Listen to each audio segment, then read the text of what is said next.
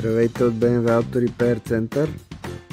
Ето сглавям една 15 кВт часова батерия, вертикална, с JK BMS и с много особени терминали.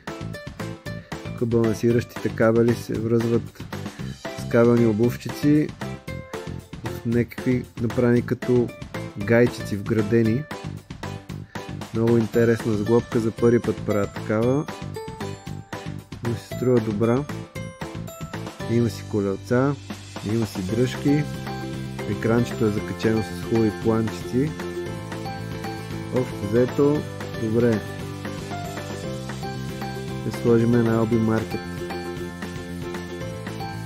Ще има вече 6 батерии и от 78 кВт часа ще стане 93 кВт часа. И вече като е хубаво времето, но сутринта да може да стартира примерно от 30-35, може би 40% дори.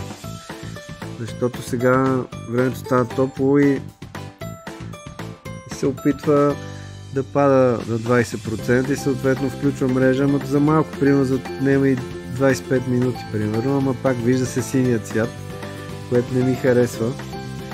И затова добавяме тая и толкова. Иначе днеска, 3 юни, е подминало, даже направо е повече от 170 кВт часа.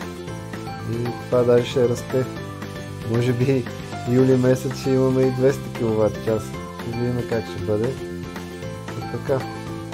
Иначе ето за май месец има повече от 3,4 МВт часа усвоени, което е много добре. Сметката значително намалява. Отделно тук ето годишната статистика е почти 9 МВт часа е направило, откакто сме пуснали централата да работи.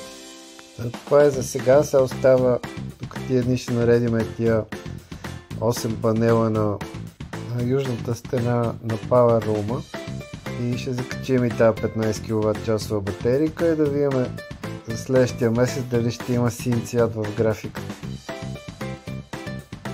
Синият цвят, както знаете, това си е цвета на мрежата и в случая не е окей да го има в графика. И предстои да видим за следващия месец как ще бъде.